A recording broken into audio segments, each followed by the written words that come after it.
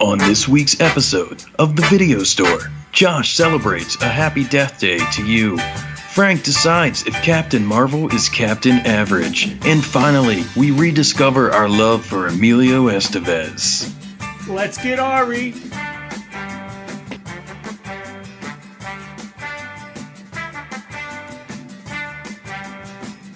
Welcome to the Video Store Podcast, where every week I, Frank, along with my co-host named Josh. Hey, I did it. Congratulations, Josh. So smooth every time. We review movies and TV shows that we've watched and look ahead at what's streaming on demand, out for rental, and in theaters this week, all to help you, the fine listener, find something to watch. We are going to start our show off, as we tend to always do, with thoughts and trailers. I feel like this opening sucked. Yeah, it usually does. we're rolling into it. Yeah, we probably have to work on that opening. Anyways, Josh, we have 3 trailers to talk about. The first one being Midsommar, the follow-up. He's not mispronouncing it, folks. It's really called that. Yeah, the follow-up by Ari Aster to Hereditary, also being put out by A24. This film is about a young woman who reluctantly joins her boyfriend on a summer trip where things go awry.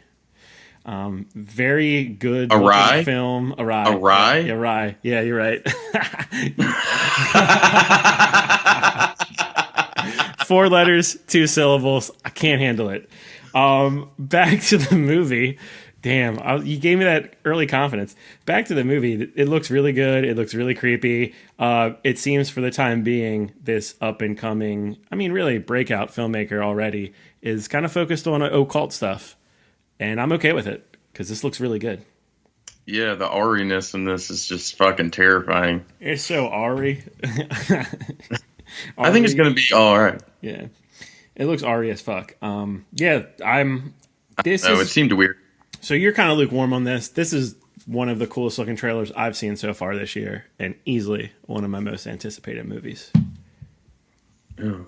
No. The anticipation builds. I'm lukewarm. It seemed interesting, but maybe weird to be weird. Never know. Didn't really. There's a lot of questions in there that the trailer leaves you, but I was like, I don't even really care to ask them currently. Damn. Okay, well, watch the trailer and see who you agree with. I say it's worth checking out. Up next, Midsommar is going to be in theaters in August. The Public is going to be theater/VOD in April. This is written and directed by Emilio Estevez. Emilio! Yeah, Emilio. I miss him. As soon as his face showed up in this trailer, I realized immediately how much I've missed Emilio Estevez. The Public is about a situation during a dangerous drop in temperature. A large group of homeless people occupy a public library in cooperation with the manager of the library, played by Emilio, and some of the employees. Emilio! Now, Josh, you pulled this one out. I haven't heard of this film until you mentioned it, so tell me why you think this is worth talking about.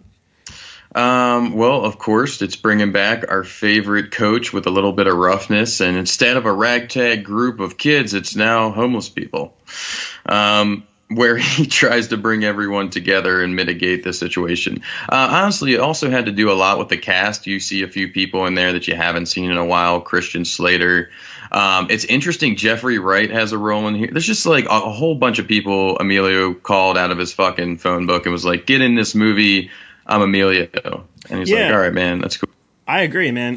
The homeless occupation is led by Michael Kenneth Williams, a.k.a. Omar from The Wire. But yeah, loaded with a cast of people that I tend to like. Jeffrey Wright, you mentioned, Gabrielle Union, Alec Baldwin, just being Alec Baldwin. Christian Slater is top billed on IMDb, but you don't really see his involvement too much in the trailer. In that, and I didn't even really recognize Jenna Malone, someone who I love, and I know, right? I just couldn't find enough roles. It just sucks for a lot of young actors where they're the hot thing for 2 years and they get forgotten because there's just not enough roles for late 20s, early 30s people. I feel like. Yeah, no, very true. So I think that's also a fun thing to see people that maybe did establish themselves in their time, but weren't able to maybe maintain that full stride. So also the story itself seems quite interesting, down to earth, and like a good feel-good story with some complication of the divisiveness between people that are homeless who are still real people, and understanding that they have real feelings, emotions, etc., and that they shouldn't just be treated as the trash that sometimes they are. So, it should be interesting. We'll see. I agree. It could go either way. Like, I feel like it's a good faith attempt. Most recently made fun of The Secret Life of Walter Mitty by Ben Stiller as being an out of touch effort at something like this. From what I can see in the trailer, it looks like it's pretty spot on. And I kind of forgot Emilio Estevez has directed some interesting things before, things of note. He just takes his time. So do you remember the Charlie Sheen Emilio Estevez movie, Men at Work, where they're garbage men from the early 90s? It was fucking awesome, dude. Yeah. I saw that growing up, where the fucking homeboy gets killed. Yeah, so they're Weekend at Bernie's, the fucking body around and shit. It's ridiculous. No, that's a great movie. Yeah, so he directed that one. That was a family favorite in my house when I was a kid. Seriously, like the ending scene in the dump trucks and shit, where there's all I don't know, just all that shit sticks out so vividly in my child memory. I feel like, if anything, we're going to convince people to watch Men at Work. Men at Work, go do it. Yeah. Good. So then he did that, and that was in 1990, and then through the early 2000s, he just did some TV here and there, like a handful of episodes on random stuff. Then he did Bobby, the Bobby Kennedy biopic. Right, yeah, that came out when we were at Blockbuster. It was a Blockbuster exclusive, Frank. Remember the cover was all like shiny blue, and they're like, we're the only ones that can distribute this for rental or some shit. Yeah, one of the late stage attempts at Blockbuster is staying alive. Give us our movies. We could do a whole podcast just about that. And, oh, man. Yeah, and then a couple more TV episodes. Bobby was in 2006. So then he did a movie called The Way, and now The Public. So like every 8 years or so, he does a movie. It's a very strange directing career. But anyways, he does have, some directing chops. So this movie looks really good. I think if you watch the trailer, like Josh, like myself, you will be interested in that one. You will like it. Yep.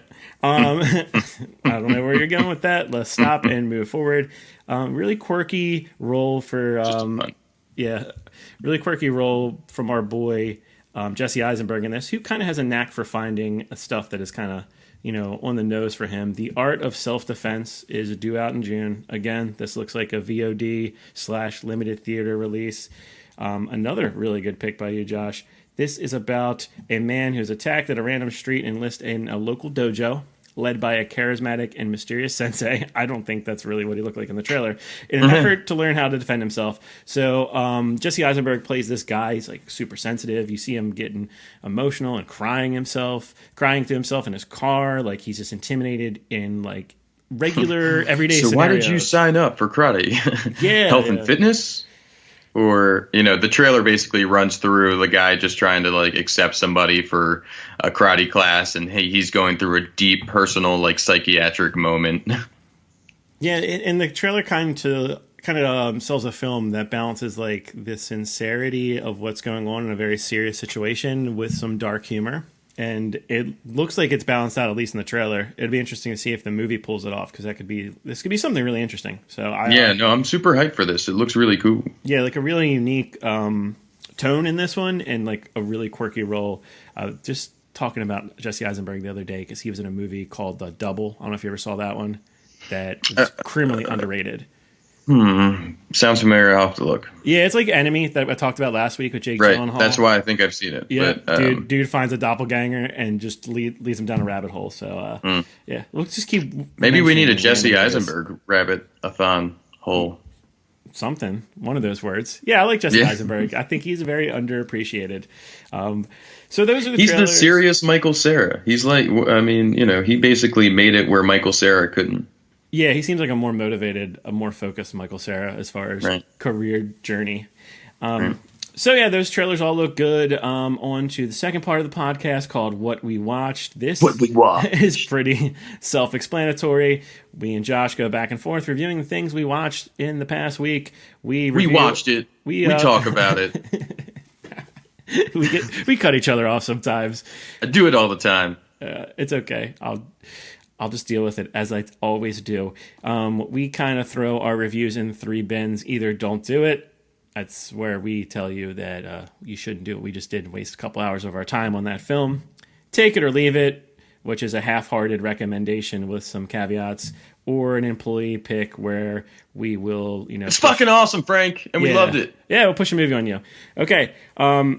First up for me, and I snuck this one by you for the most part, What the fuck? It's a different title. is Firewalk with Me. This is the prequel to Twin Peaks. Is it? Yeah. Is it the prequel? Yeah. Is it a story before the story? Yes. Okay. So, Twin Peaks. Are there two peaks? Yeah, there are two peaks. They're very similar. Twins, you could say. But so Twin Peaks revolves around Laura Palmer's murder. Like the very first episode, she's in a bag. She's in plastic wrap by a body of water. This kind of shows what happened right before that. It's a lot of fan service, and it's a sloppy mess. So I would like to see anyone, Josh, you could be a test case for this, watch this movie without not knowing what happened in the Twin Peaks series. So it's not a true prequel. It's more of like a companion piece to the TV show. Like you couldn't start off. Starting off like Twin Peaks with this would be a very bad idea. So it's a take it or leave it. I watched it. I want to talk about it real quick. Just kind of let you guys know and maybe annoy Josh a little bit. Moving on. You did a pretty good job, but not that good of a job. So I went and watched something that I saw a trailer for off my radar, and I was like, oh, fucking yeah, I need to go watch this because I love Simon Pegg. It's Slaughterhouse Rulez, and it's about an illustrious British boarding school that becomes a bloody battleground when a mysterious sinkhole appears at a nearby fracking site that unleashes, like, hell on earth, in a sense. It's just another installment of something bloody and murderous that's kind of fun to watch. A good popcorn flick for sure. It's actually got some pretty wishy-washy and shitty reviews, so I was like kind of surprised by that, as it's nothing terrible. I would say it falls on par with something like Attack the Block, where it's more about the group and their involvement against the evil situations that are happening.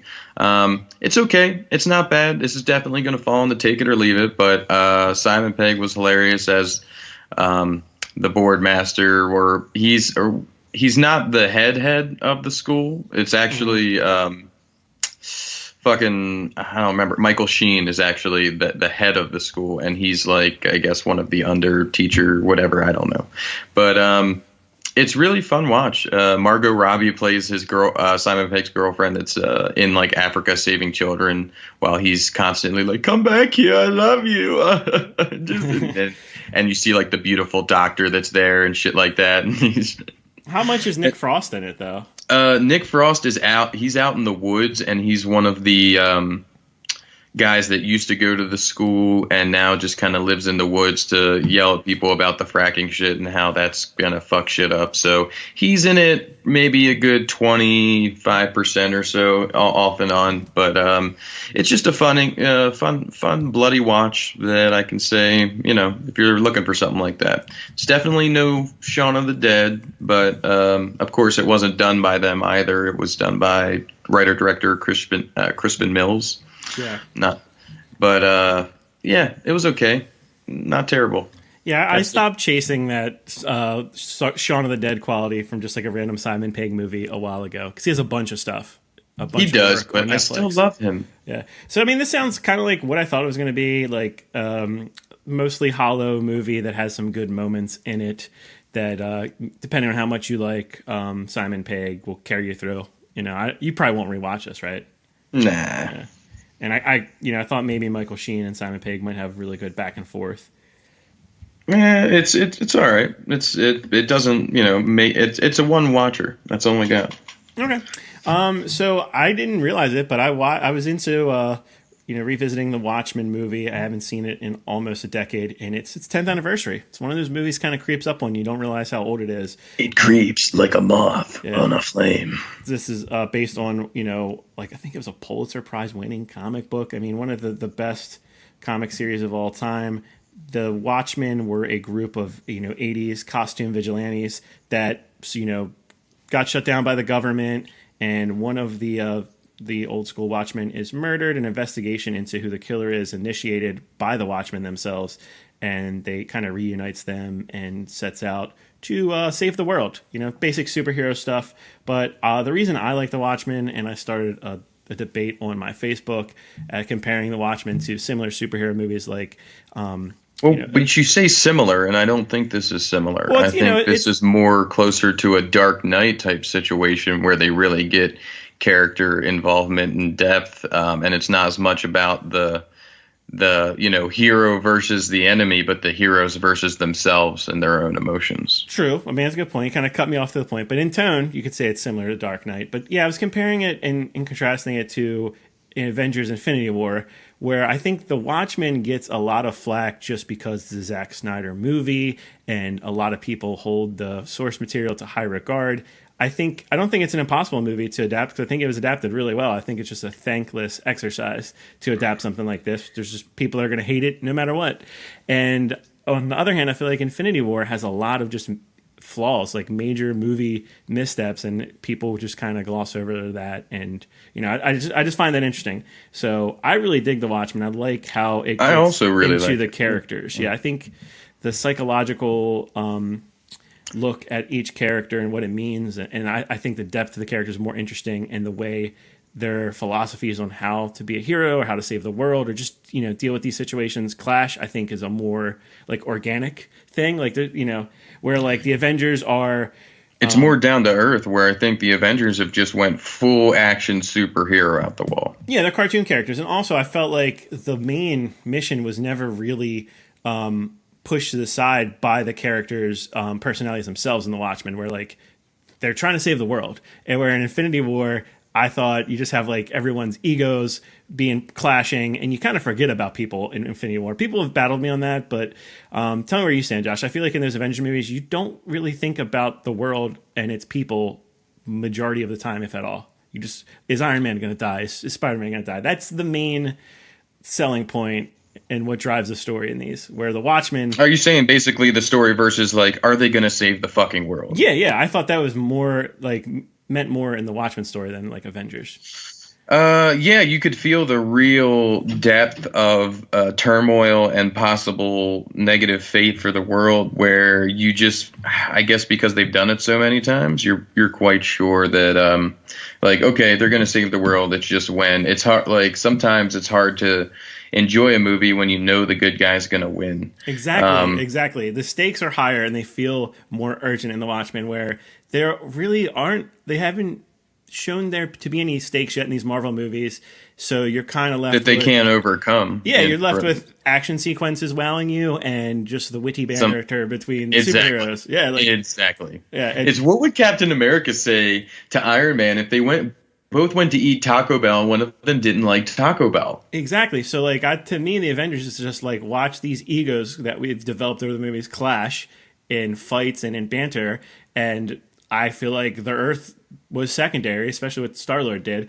And Marvel's more families. In The Watchmen, you have like everyone going to this goal where they're trying to solve this potential nuclear battle, and it's like these are how these characters view humanity, how they view the world, and eventually their viewpoints are going to intersect, and they're going to butt up against each other. And I thought it was just done. I mean, done. So yeah, better, so. I think JDM did a great job of his. We've lived this life and murderous, and who cares anymore? He just did such a good job as the comedian. I thought this was a breakout role for him, and I think everyone did an amazing job. Billy Crudup killed it. He has his giant blue cock waving around, murdering people. It was great. Mm-hmm.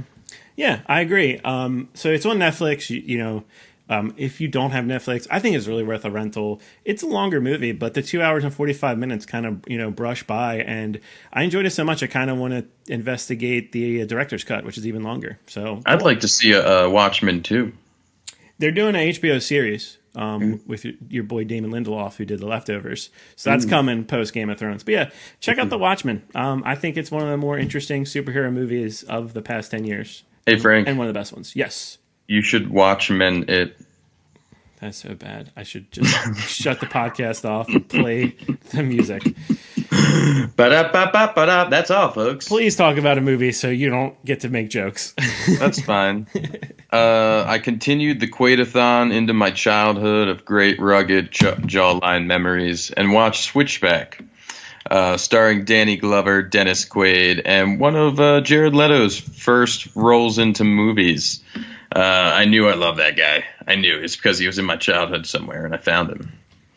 It's about an FBI agent played by Dennis Quaid to catch a serial killer who's played by Danny Glover, which is also interesting for this movie because how often do you ever see Danny Glover going around sadistic with his crazy eyes and murdering people? Yeah, for sure. Also, rocking the shit out of a cowboy hat. Oh, the whole fucking time, dude. Rocking the shit out of it. Yeah. Like when Jared Leto first, he's like hitchhiking and shit, and he gets into Danny Glover's car, and like the car interior is like it's all like naked ladies. That's the interior. It's like if you took like a bunch of magazine pages and just put it all on your car interior. I guess it was crazy looking. He's like, "Yeah, this car's not mine," and he's like, "It is mine." What? So it's an interesting foray into the 90s thriller movies that we would see with like Denzel and people that there's nothing wrong with it. It's a good action thriller. You know, it falls into that same series of like The Fan and The Fugitive and stuff like that, where it's just some good action, some good characters, and what's his name? Army. Yeah, Arlie Army. Fuck. He plays like one of the local cops that's looking into one of the new murders where, you know, they're wondering why Dennis Quaid's by himself and shit because he kidnapped his son. So it's an interesting movie. I wouldn't say anything by the best of any of these people. It's definitely, if you just want a good throwback to the early 90s, this would be a good watch. Can you explain why it's called Switchback without spoiling it? No. And it's not because it has anything to do with spoiling it. I feel like the title is kind of weird. Okay, like it's just a title they threw on there. Yeah, I guess it really didn't. I didn't get a good grasp of why it's called that. Word. Okay. Well, Switchback. It's on Prime, Amazon Prime Video, and on Vudu right now, free with ads. In addition, one last note on that: you talked about the early Jared Leto performance, also early Walton Goggins. So if you just want to see like an interesting cast, this has it. Yeah. Alrighty, I saw this film Heavy Trip on Amazon Prime because of another movie podcast called Junk Food Cinema. That they do that thing where they talk about one movie for an hour that we just aren't as talented enough. Are they going to pay us like one download for you mentioning them? No, I just love their podcast, so I will share that real quick. This is about a heavy metal band, like a dark metal band. I wish I had the quote. You'll see in the trailer how they describe their band's ridiculous. They're a Finnish band led by this kid Toro, and he's a very tentative guy. Like the movie opens with, you know, him being teased, you know, basic bully shit. And there's a girl that he likes, but he's scared to talk to. And a lot of it's like a lot of Americanized. You can tell it's a Finnish film that was inspired by American rom-coms. So he leads this death metal band, and they bump into a head of a festival who says, "I'll check out your demo, and maybe you guys can be on this festival in Norway." Eventually, Ooh, Norway. Yeah, so through the game of telephone in this super small Finland town, it becomes that they are going to headline, or not headline, just be a part of the festival. And that becomes the biggest deal in this little town. And they kind of just go along with the lie. They're not terrible guys, but it kind of snowballed out of their own control. And it's funny seeing a bunch of, you know, older people. This town's very quiet, similar to like the town in Hot Fuzz, but without the secret, like insidious, subplot. The greater good. Yeah. And it is insane that this movie is so heartwarming, despite being about a heavy metal band who gets their sound from a deer being stuck in a slaughterhouse machine, and that's how they find their unique sound. Just one of the most unique movies, Josh, that I've seen in a long time. It just has such charm with its characters that if it was an American movie, I probably wouldn't like it. It's just about like a garage band. But there's just something about this film that I can't really describe that makes it like a joy to watch, and everything works. It's funny in a charming way, and then it has some dark humor where like one of the members dies, and this is in the plot summary, and they like take his body to the festival. It's ridiculous, man. It's on Amazon Prime right now, and it's an employee pick for me. It's like a 4 out of 5 stars. Just a really awesome movie, and something that my girlfriend even stopped her in her tracks during the week. Is a rare movie where she really got into it. So interesting. Yeah, interesting. Something I encourage you to check out too, because I know you like this type of stuff. Speaking of garage bands, what's the last garage band movie you've seen? Um, uh, is it called Band Aid? I think it's Band Aid. That was really good. I talked about that a while back on this podcast. The only thing coming to mind for me is Rockstar with Rainn Wilson. Oh, okay. Yeah, Remember that shit? that was kind of goofy. Yeah, Band Aid came out in 2017. And it's about this couple who have communication issues, and it stars Zoe Lister-Jones, who I love, friend of the podcast. She's actually retweeted our stuff before, and Adam Pally. Oh my god. Adam Pally and Fred Arbiston plays their weird neighbor. So they're a couple that has communication issues, and they start writing songs and form a band, and they play out some of their arguments in song form. It's really good. So Yeah, interesting. I'll once again stand for Band-Aid and recommend that one. You can put a Band-Aid on it, Frank. I'm going to do it all cast. Stop this man. All Stop cast. this man. I'm going to keep going. I'm just going to end the podcast at some point, and you think you're recording or not. That's fine. Please, give us a movie review. I saw Fighting with My Family, which, for anyone that's not familiar, it's about the wrestler Paige and her lifestyle and growing up and becoming the WWE superstar that she did. And it is based on very trueness to her family. Nick Frost plays her father, showing up in the cast again. And actually, when they show some video of her father after the movie's over, it's pretty dead on for a Nick Frost impersonation there.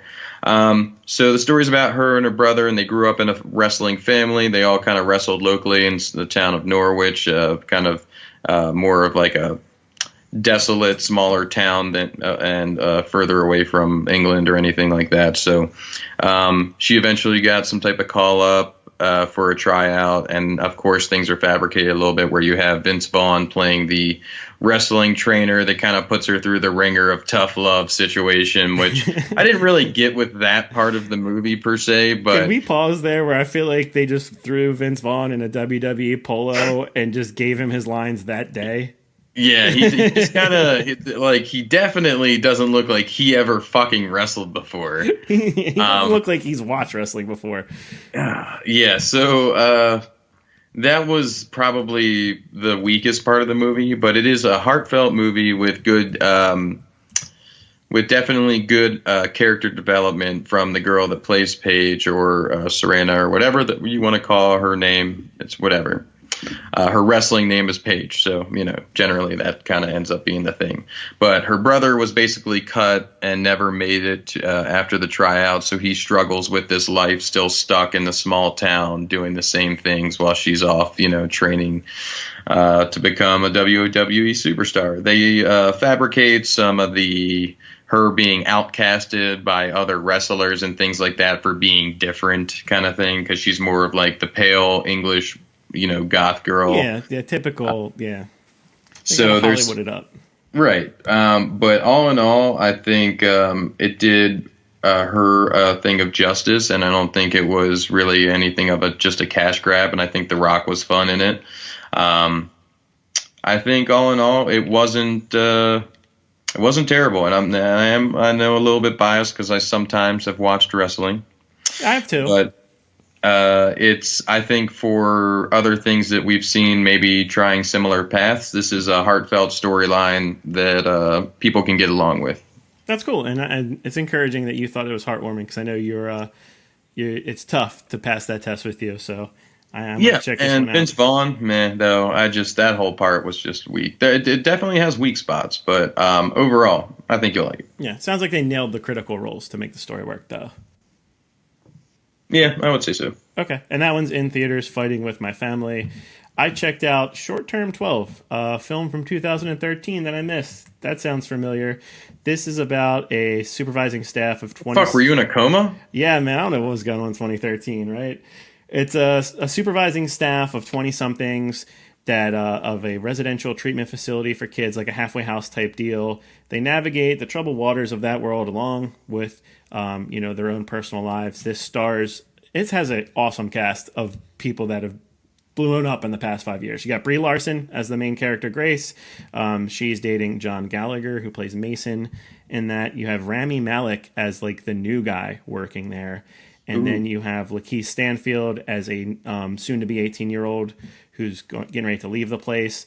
And then there's Kathleen Demeter, who plays Jaden, a girl who just, starts in the place. So pretty generic setup, but, this movie just hits all the, gut-wrenching moments and, all the turns that it wants to make and all the points it wants to make, because it just has an authentic feel. It's hard to explain, but a lot of movies like this come off as either a Hallmark type movie where it's too cheesy, too corny, it's unrealistic, or just insincere. And from the very beginning, you can tell this is a passion project, and it just feels authentic. They create this workplace environment where you immediately kind of get how the place operates and the bond between the coworkers, as well as their bond with the children. And it's just a really special movie. I'm usually not a fan of this type of drama, but it's just really well acted. You could tell Brie Larson has been a superstar in the making as early as this movie,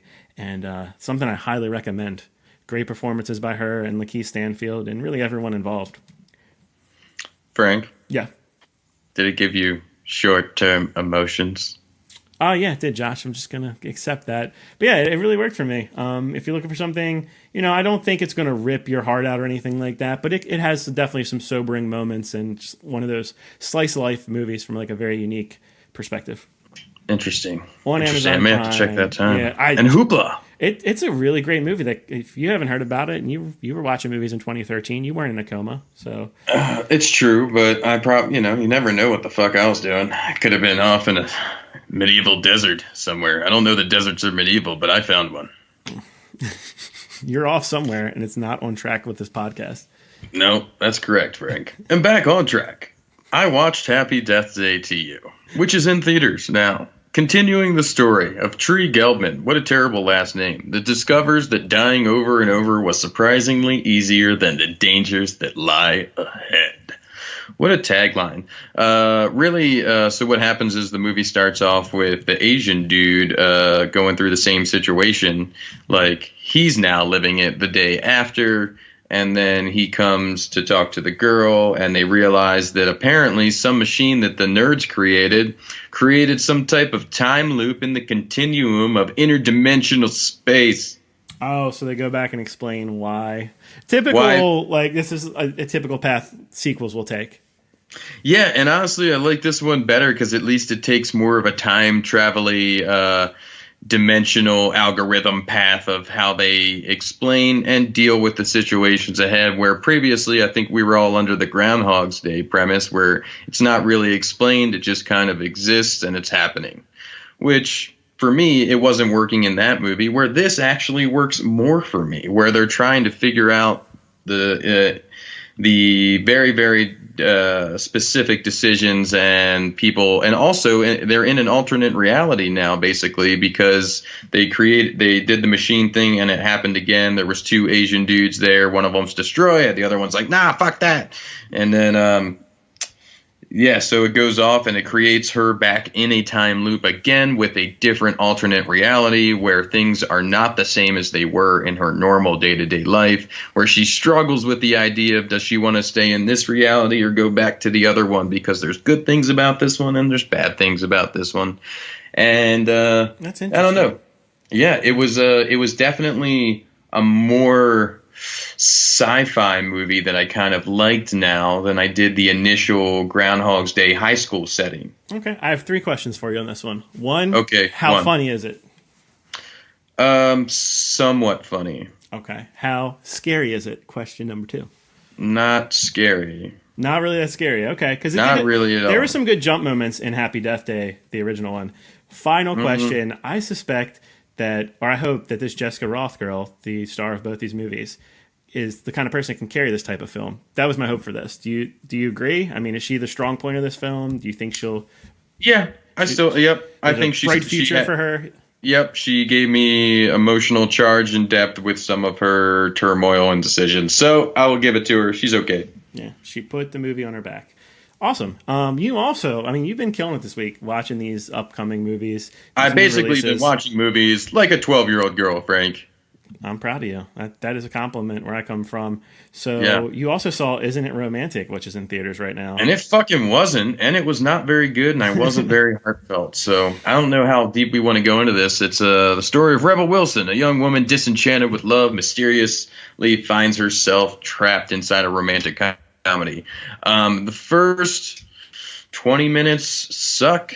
The next 20 minutes are enjoyable, and the rest of it kind of sucked. So there's 20 minutes of goodness in between this right, because sandwich. the way that they kind of develop her finding out she's in this world and the things that happen are pretty funny and cute. But after that, it's just pretty weak sauce. Liam Hemsworth, he starts out with an American accent and he's an asshole, and then when he falls into the other world, he just all of a sudden is Australian and very polite and all this other crap. But it was a tough one at points, and I think they didn't do a good job after the first 20 minutes of keeping that satirical, we're a romantic comedy inside a romantic comedy inception situation. So all in all, not very good. I would say you could definitely avoid this one. I'm going to put this one in a don't do it, actually. I'm going to do it. Okay. Yeah, my thing with stuff Don't like watch this, if you're going to satirize a certain genre type of film, Go full ball. Well, not only that, but you got to be as good as at least the upper echelon of that. There's not all romantic comedies are bad. So if you're just going to be a mediocre to shitty movie that's mocking, an entire genre, you failed. You have to be as smart or smarter than these movies. And what you described sounds like it. They had exactly. I think they came up with about 20 minutes of ideas, or give or take. But that was it. After that, everything else was just kind of weak sauce and filler. You have a good premise. I could see that kind of premise. A lot of people nodding and being excited in a boardroom. But New York doesn't smell like shit anymore. Okay, but you got to take the premise and have a plot and make a movie around it. And I was concerned with this trailer that they weren't doing that. They just had a clever idea, and it's kind of never went further than that.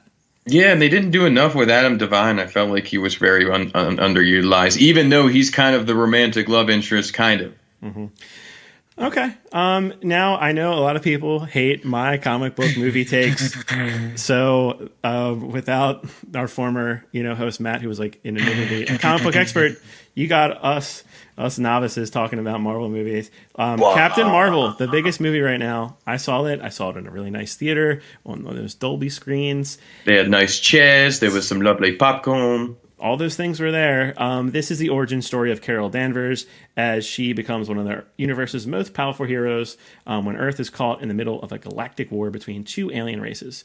So there's two things I think this movie was trying to accomplish. One was build this character up as a serious threat to Thanos in the upcoming Avengers movie. Okay. And two was, tell an origin story, have and make a good movie, make a good superhero origin story. I think this movie was much more concerned with and successful at making Captain Marvel seem badass and worthy of Thanos' attention, and that was good. Also, Brie Larson just nailed the role. She was amazing. The issues I had with this movie was the action sequences were so mediocre, and I'm disappointed, man. Marvel has all these resources, and every time they cut to this action sequence, I just couldn't wait for them to get back to Brie Larson either playing off of Samuel L. Jackson, which she had great chemistry with, or really any other character in the movie. Damn. Yeah. So I can't wait to see what they do with her next. I just I'm a huge Brie Larson fan, and I think Why don't you just marry her if you love her so much? I think, understandably, some people question the fact that she could be an action star because she hasn't really done anything like that. Closest being maybe her role in Scott Pilgrim. I don't know. But yeah, she nails that. The de-aging effect they used on Samuel L. Jackson was pretty awesome and kind of scary at the same time. We're getting close to a future where they can just make anyone look like, they're any age, which is weird. But at the beginning of the movie and at the heart of it, it's kind of just like a generic action movie, generic sci-fi movie that is lifted up by some great performances by Brie Larson and Samuel L. Jackson. So I don't know if that sounds like something that's worth going to the movies to see. I usually encourage people, see stuff like this on the biggest screen possible if you're going to see it at all. But just a take it or leave it for me. if you're following the Marvel Cinematic Universe, you're going to watch this anyway. But if you're just maybe interested in this, as a standalone, watch it for Brie Larson and really good representation of a female superhero, but don't expect like a great action movie. Yeah, that's kind of where I stood. How was Jude Law? He was okay. He's okay. I mean, he kind of added to like the generic sci-fi feel to me. Where in the beginning you're like, I was worried, like, is this the movie? It's like a very like neutral, neutered space movie. It didn't have the personality of like Guardians of the Galaxy. Right. It wasn't as fun, and fortunately that only lasted like the first 15-20 minutes. It's a shame. How do they do representing the 90s? I would say a little over the top. I'm glad you mentioned that. The soundtrack was like, so 90s, grunge hits. Hip hop parade. There's a fight scene that they used No Doubt's I'm Just a Girl, and it was bad. It was bad. It really stood out. There's so many better No Doubt songs. What the fuck? Yeah, it was a little too on the nose. I don't understand that. But something I almost forgot to mention is like the hero moments, the build up, her discovering her abilities, they nailed that. That was perfect. Like the whole hero building thing. And there's like a great fight scene that I leaned over to the people I was watching the movie with. And I was like, I hope they do the Raiders of the Lost Ark thing. And she did the Raiders of the Lost Ark thing. You know what I'm talking about? Where the guy comes up to Indiana Jones with the samurai swords. Or not samurai swords, but like the Arabian Night type swords or whatever you call them. And he's like doing the whole sword thing. And then Harrison Ford just picks up the gun and shoots him. There's a scene like that. And I fucking loved it. So there's some great moments in this. It's just hit or miss for me. So I really don't know what else to say. Okay, fair enough. All right. So that's it for our review segment. We're going to wrap up the show with the WTW, what to watch this week for March 11th through 17th. And we're going to start off with Netflix. How excited are you for Triple Frontier? I'm okay. I'm halfway there. I mean, I don't think I'm as there as maybe you are, but Charlie Hunnam has been kind of pissing me off by just using the same fucking voice in every fucking movie and show that he's doing right now. When the dude's English, he should have fucking range. Wow. Tell me how you really feel. So yeah, Charlie Hunnam's in this movie, in case you're wondering. It's about like these ex-special ops mercenary now guys that are trying to steal $75 million from a South American drug lord. You got Josh's boy, Charlie Hunnam. You got Ben Affleck. You got Oscar Isaac. Pretty interesting cast. Pretty high-end cast for a streaming movie, but we're kind of getting used to that by now. And it's directed by J.C. Shandor, who did A Most Violent Year, Margin Call. He's been a hit-or-miss director for me. And written by the Mark Ball, who did Zero Dark 30, Hurt Locker, Detroit. So a lot of prestige, in this movie. And something that's probably going to be front and center on Netflix. I'm not super excited for this. I'm probably going to watch it anyway. Yeah, I'll watch it. Yeah, it's like Bird Box or Outlaw King. It's right. just we'll so fucking big Ben of a Affleck. deal. Yeah, we'll watch it. Yeah. But I don't expect it to be great or anything. If it is, that'll be a nice little surprise. Yeah, same. So you look forward to a review from both of us next week on that one. It's like screeching to a halt, barely making it to the finish line. Arrested Development Season 5 Part 2 is out this week. I didn't copy the plot description. It said the Bluth family is doing something. I mean, I was the Bluth family. Jason Bateman again does something quippy while the Michael Cera tries to fall in love with his sister. Basically, dude, I was such a huge fan of Arrested Development. I was too. It just has taken so long. I was okay with season 4, the first Netflix season, but yeah, I love that show. I refused to watch the final episode of season 3. I was going to save it for my deathbed because I just didn't want it to end for me. And now I'm just like, kill it. I want to put a pillow over the top of his face and just let it die, man. Man, this is like your grandpa where you're like, it's okay, grandpa. You can go, but I love you. And he's like, oh, I'm feeling better now. No. Last season was just a mess. To me, last season was everything that most people thought of season 4. Just there was no chemistry between the characters. I thought Ali Shawkat, who plays Maybe, was the bright spot, but they didn't give her enough time. It was just a mess, and it ended in that fucking festival parade situation, and it was very confusing. So I'm going to watch it just to finish it off and hope this is the last season. I hope they can redeem, and make me feel the joy and make me laugh like the old seasons did. Yeah, I kind of stopped after those. It was over, and I think I tried to watch a couple episodes on Netflix, and I was just like, man, I feel like it's been too long, and I don't give a fuck anymore. Even though I love Will Arnett and a bunch of people in this. Mm-hmm.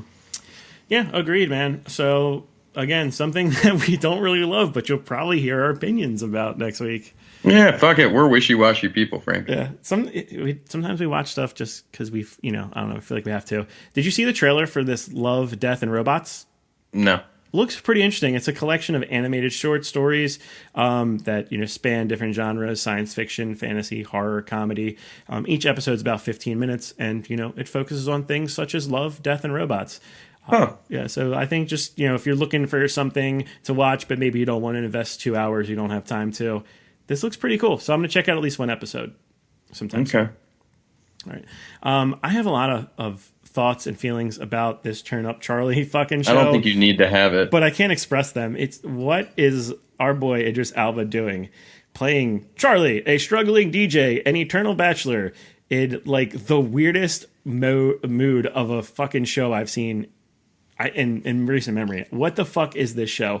Like, he becomes a nanny to his a manny to his famous best friend's problem child. What is going on in this show, dude? I don't know. This is maybe for those EDM cats that all have Netflix and they're trying to find something that they'll like, so they'll put somebody like Idris Elba in it and then assume that they'll watch it. I don't know, dude.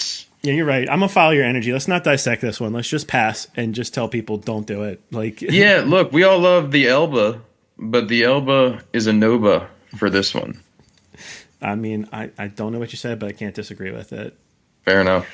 Over on Amazon Prime, we got Acrimony. It's also on Hulu on March 12th. This is about a faithful wife. Tired of standing by her devious husband, is enraged when it finally becomes clear she has been betrayed. This is a Tyler Perry movie, which usually doesn't interest me, but I do love Taraji P. Henson. I just wish she would be in better movies. That's a good point. Yeah, but I don't know. If you just want to be like, oh, kill that motherfucker, and, just root for this woman to, overcome and get redemption over. Is Medea going to show up? I don't know. Cannot confirm nor deny that. All right. Yeah. Also on the Amazon Prime is Colette. Colette is pushed by her husband to write novels under his name. Upon their success, she fights to make her talents known, challenging her gender norms. This stars Keira Knightley, and that's why I'm interested in it. I've also heard enough good things where I'm going to watch it because I love me some Keira Knightley. I miss Keira Knightley. Yeah. She was like my blockbuster heart crush. Yeah, you watched The Jacket. You watched what was she in? King Arthur, all that stuff. Yeah, Domino. Yeah. Oh, I thought she was going to be huge. She was like I know. Natalie Portman light. I know. What happened? So watch. I don't know. Yeah, let's watch Colette and find out. See if she still got it. Okay. Finally, something. Well, Speed finally for Amazon kills. Prime, something for us to hate watch. Speed Kills, the latest from Johnny Travolta's. Johnny Travolta's in the Burrows. I I got this one. Just right here at the tagline, speedboat racing champion and multimillionaire. Are those things separate? Is he a multimillionaire outside of being a speedboat champion? I don't know. They just wanted to let you know he also has fuck tons of money. But he leads a double life, which is that he's a rich guy and a speedboat racing champion. How's that a double life? But anyway, those things land him in trouble. No, he leads a double life with he's also a drug dealer, some shit. That's a triple life, okay? Because he's a speedboat racing champion. But no, those are like things that he multimillionaire. does together. Like those aren't mutually exclusive things. That's exactly the point here. Speedboat racing champion and has money. That's not a double life. I think the tagline may be a little misleading. He has a double life where he does shit with drug lords that gets him in shit. I just cracked the code of this podcast. If I just play dumb, you will explain things to me in a serious manner instead of making bad jokes. Yeah, that's okay. I still have more bad jokes. Figured you out, boy. All right. Over on Hulu, there's this documentary that looks fucking awesome called Free Solo about this guy, this gentleman, Alex Honnold, as he becomes the first person to ever free solo climb Yosemite's 3,000 feet high El Capitan. and its wall with no ropes, no safety gear, and he completed spoiler alert, he completes arguably the greatest feat in rock climbing history. Oh, well, then why do we need to watch it? We know we did it. Because it's going to look scary and you're going to pee your pants a little bit. Oh, okay. Fair enough. And also on Hulu this week is Shoplifters, which is available on Hoopla. It's about a family of small-time crooks that take in a child they find outside in the cold. Very simple plot, but watch a trailer. This looks really good, and everything I've heard about it has been high recommendations. Emotionally gut-wrenching. Yep.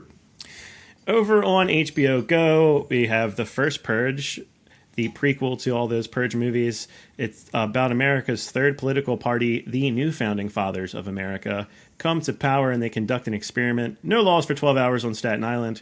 No one has to stay on the island, but $5,000 is given to anyone who does and also survives. Yeah, while they send out fucking death squads and shit. Yeah, it's like an old school exploitation movie, like a very shitty Escape from New York type deal. I enjoyed it. I mean, it's trash, it's junk food, but I liked it. I still like to watch the Purge movies. I just this one wasn't, I don't think, the best. I think the second one personally to me because Frank Grillo was such a badass, but I don't know. Okay. So that's out there. Over on VOD rental, we got some March 12th releases. That's the Tuesday. Mortal Engines, which Josh told you to, was it take it or leave it? It was take it or throw it in the trash. Throw it in the trash. Yeah, that's that post-apocalyptic movie where like cities are on wheels. So I don't know if you wanted to watch that one. It's out there. Okay, there's trains. I'm sure there's some old guy who has trains in his basement who's like, I'm going to watch this. Yeah. And then, another one of those so bad it might be entertaining movies, London Fields, starring Amber Heard. And this was such a cringy trailer that got extra cringy when I realized Johnny Depp is in this movie. It is like the last piece of this last relic from an awful marriage that's been publicly played out for people that pay attention to that shit. But it's about a clairvoyant, someone who's psychic. Femme fatale Nicola Six has been living with a dark premonition of her impending death by murder. Oh my God. Death by murder? I know, right? Wait, hold up. How else does death happen? I mean, how else does murder happen? Death by murder. That makes sense. It's just a very weird way to explain things, and that's kind of the theme of the movie. She has a tangled love affair with three different, uniquely different men. Again, uniquely and different, don't need to be there. One of whom she knows will be the murderer. Watch this trailer, guys and gals. Maybe if she wasn't such a hoe and dated three dudes, she wouldn't get murdered. We don't hoe shame on this podcast. I just did it. Yeah, you can be that guy. Anyways, I'm not going to. But yeah, it looks so bad. It could be fun, and it might be worth $4 if you just hate yourself and your free time. Yeah, okay, I do. So maybe this is for me. Now in theaters this week, nothing that I would watch. Nothing I would want you guys to watch. When does Nothing I Would Watch come out, Frank? Right now. Oh, shit. Yeah. Wrapping up the show, Josh, is there anything you're fairly certain you're going to watch next week? Yeah, that Triple Frontier, I guess. I'll get me some Benet. Stop making up nicknames for shit that doesn't exist. Don't fuck with my decision making. Okay, all right. Yeah, I don't know. I'll probably either continue the Quaitathon, or maybe I should end it and move on to a Jesse Eisenthon. Okay. I don't know. Have a couple Eisenbergers. Am I speaking your language? Throw a couple Eisenbergers on the grill. Yeah, with some Eisen sauce. I hate myself. I'm going to try to watch that thriller Greta that is in theaters right now that we've talked about past couple episodes ago. And I'm probably going to check out Colette to see if Keira Knightley is still as awesome as we remember her being. I don't know. She might be a little R-rated, Frank. Yeah. This podcast has been R-rated. That's the theme. Thank you for listening to a very Ari episode of the Video Store Podcast. You found the podcast, so we're pretty much anywhere you can listen to podcasts. We also are on all of the social medias at Video Store Pod, so find us there. Tell us on the bathroom how stalls. Awful we are. Yeah, write our podcast URL on your bathroom stalls at your favorite dive bar. All right, thanks for listening, Josh. You have anything to say to the peeps? No, I'm just going to go before I embarrass you further. You can't embarrass me any further than you have embarrassed me. Oh, well then, that's all, folks.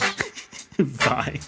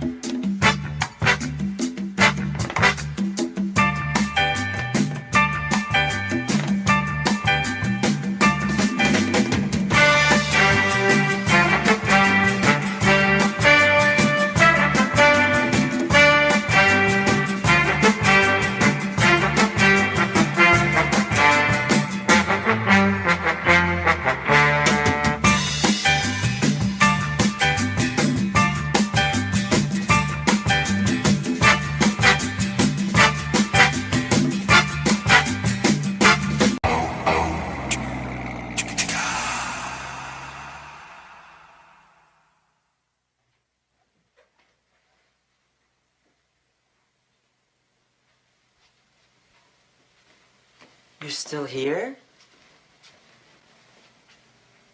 It's over. Go home. Go.